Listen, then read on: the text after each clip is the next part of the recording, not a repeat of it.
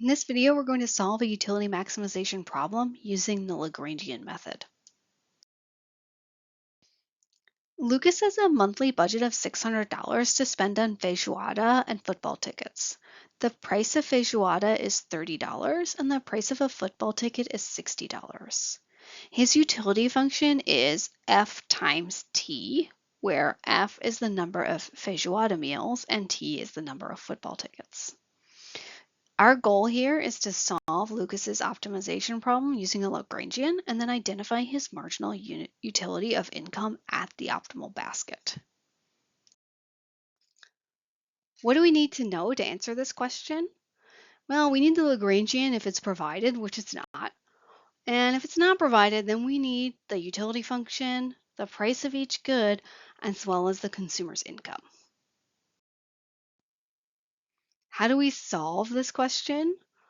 Well, we need to form the Lagrangian, and the Lagrangian always has the same structure. It's the function you're seeking to optimize, which is the utility function here, minus lambda times the constraint solved to be equal to 0. And the constraint is the budget line. Once you have this Lagrangian function, then you're going to take the first order conditions for a maximum, which means you're going to take the partial derivative with respect to f and set it equal to 0, the partial derivative with respect to t and set it equal to 0, and then the partial derivative with respect to lambda and set it equal to 0. Let's solve this question. So here's what we know. We know the utility function, the price of f, the price of t, and the income. We know what we're going to find. We want to find Lucas's optimal choice of f and t. So the first step here is to form that Lagrangian. The Lagrangian in this case is going to be the utility function, which is f times t, minus lambda times the constraint, where the constraint is just the budget line solved to be equal to 0. So I have my expenditure on f and t, and then I'm subtracting my income. Once we write this Lagrangian down, we have to find the first order conditions. So these first order conditions are, we're going to take the partial derivative of our Lagrangian with respect to f. It's our first order condition.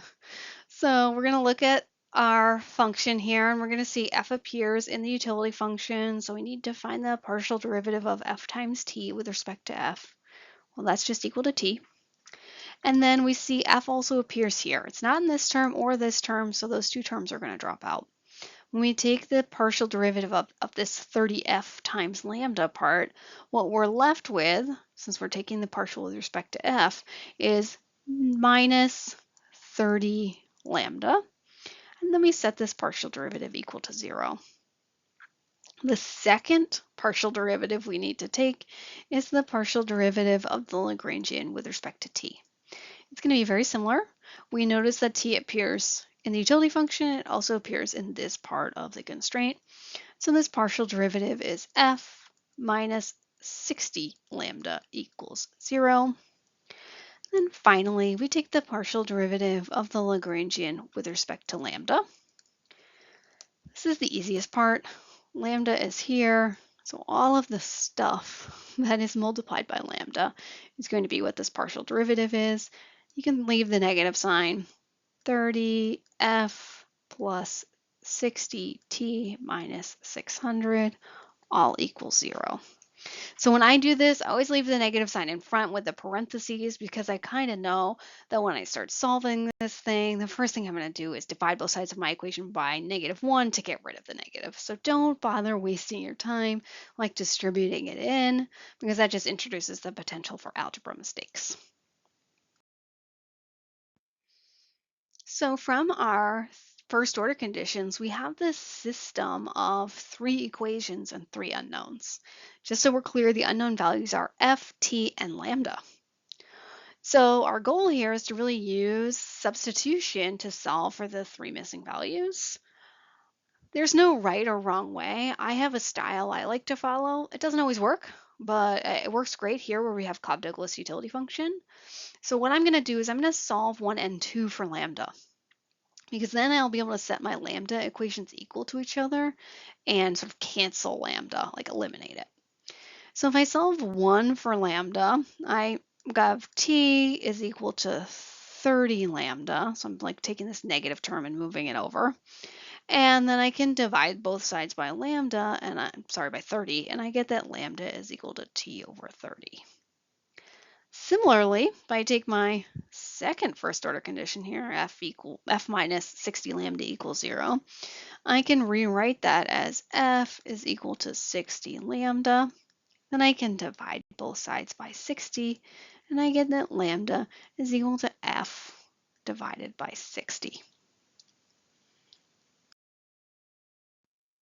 From here, what I'm going to do is I'm going to set my two lambda equations equal and solve for t. Now, this is not going to be a number, but a function. T will be some function of f.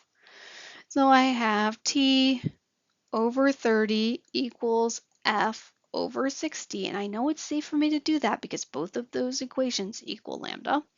And then I'm going to solve for t. So I'm going to multiply both sides by 30.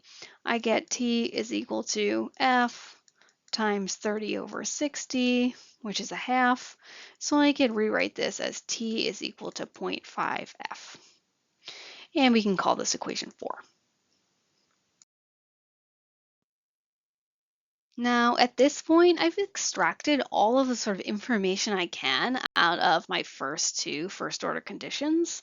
So what I need to do is I need to take the result, 4, and I need to plug it into equation 3, which is really just the constraint. And that's going to allow me to actually solve for f, because I know how t depends on f. I can replace t with f, and I can find f. So mentally, I do this. I get rid of the negative sign because I don't want it. Then in place of t, I put what I know about t. So I have 30f plus 60 times 0.5f minus 600 equals 0. Well, 60 times 0.5 is 30.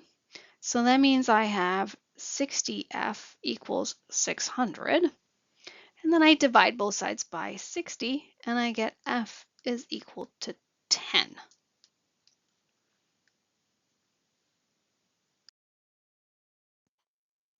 Now that I know that f is equal to 10, it's really just a matter of taking that value and plugging it in to the relationship that I know has to exist between t and f. So t is equal to 0.5 times 10, which is 5. So we have our final solution, f equals 10, t equals 5. So with this optimal choice, we can answer our last question, what is Lucas's marginal utility of income?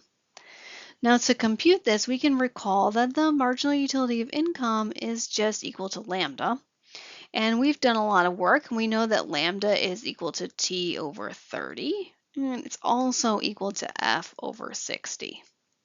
So plugging in what we know, we could say that lambda is equal to 5 over 30, which is a sixth.